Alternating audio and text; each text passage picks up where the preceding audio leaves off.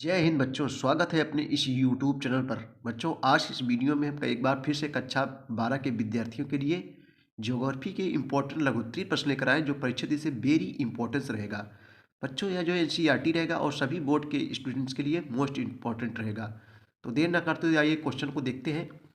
भारत के घटते लिंगानुपात के कारणों का जो है उल्लेख कीजिए। कई वर्षों से परीक्षाओं में पूछा जा रहा है।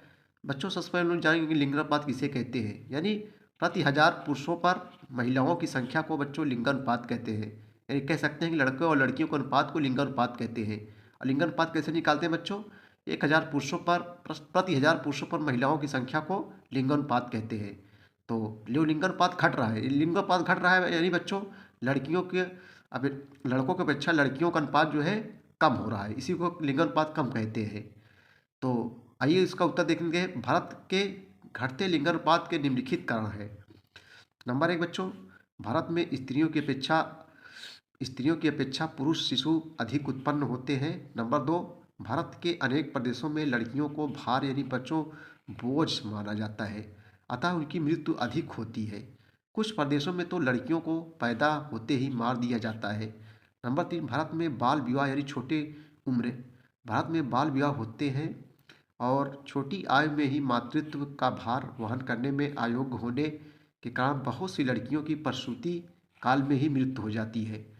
नंबर 4, वर्तमान बच्चों भ्रूण परीक्षण द्वारा लिंग की जांच सुविधाओं एवं कन्या भ्रूण हत्या के कारण लिंगानुपात में भारी गिरावट आई है, विशेषकर नगरीय क्षेत्रों में। यानी जो है बालकों की अपेक्षा में बालिकाओं की संख्या कम होती जा रही है। चलिए बच्चों, अगला क्वेश्चन हम लोग देखेंगे। उत्तर प्रदेश के 10 लाखी नगरों की जो है विशेषताओं का परीक्षण कीजिए। मोस्ट इंपॉर्टेंट 2023 के बोर्ड एग्जाम के लिए। तो 2011 की जनगणना के अनुसार देश में 10 लाख की जनसंख्या वाले नगरों की संख्या 53 है। जिसमें बच्चों 10 लाख से ऊपर जनसंख्या है उसे 10 लाखी नगर कहते हैं। जिसमें 10 लाख से ऊपर जनसंख्या हो, 10 लाख की जनसंख्या वाले नगरों की संख्या 53 है। प्रायः ये नगर देश के औद्योगिक क्षेत्रों या राज्यों की राजधानियाँ हैं बच्चों। समझ रहे हो नहीं? इन नगरों में आसपास के स्थानों से लोग रोजगार की खोज में आते हैं। प्रवासी लोगों के कारण ऐसे नगरों की आबादी बढ़ती जा रही है। प्रवासी मतलब जो दूसरे देश को होते हैं, जो एक देश दूसरे देश में जाते हैं तो उन्हें प्रवासी कहा जाता है। प्रवासी लोगों के कारण ऐसे नगरों की आबादी बढ़ती है। जनसंख्या बढ़ने से बच्चों आवासीय समस्या उत्पन्न होती है और इन नगरों में मालिन बस्तियां विकसित होती हैं। चलिए अगला क्वेश्चन हम लोग देखेंगे जो है।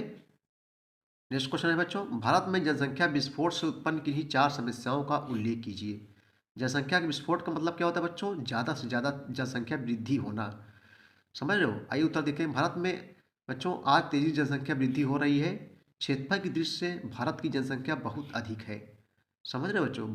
यानी चीन के बाद भारत का दूसरा स्थान है जनसंख्या के माने में। लेकिन एक समय ऐसा आएगा चीन को भी भारत पीछे छोड़ देगा।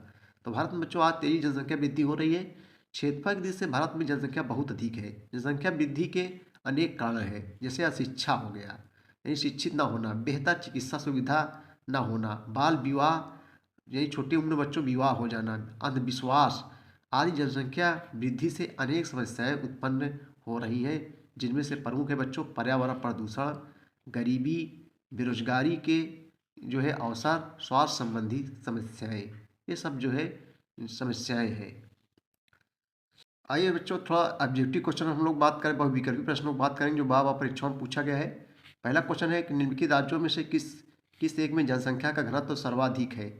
तो बच्चों यहाँ सही जवाब हो जाएगा कि पश्चिम बंगाल। अगला क्वेश्चन है कि 2011 की जनगणना के अनुसार निम्नलिखित में से किस राज्य में नगरीय जनसंख्या का अनुपात सर्वाधिक है? तो सही जवाब बच्चों हो जाएगा गा महाराष्ट्र में सर्वाधिक है। अगला क्वेश्चन है निम्नलिखित में कौन सा एक समूह भारत में विशालतम भाषाई समूह है? तो बच्चों सही जवाब गा हो जाएगा भारतीय आर्य। कौन हो जाएगा बच्चों? भारतीय आर्य। अगला क्वेश्चन है कि 2011 की जनगणना के अनुसार भारत की जनसंख्या घनत्व निम्न में से कितना है? 382। मोस्ट इंपॉर्टेंस है, नौकरियों परीक्षाओं में पूछा जाता है। कितना है बच्चों? 382 है। भारत का औसत गणतंत्रीय घनत्व कितना है? तो गा हो जाएगा 382।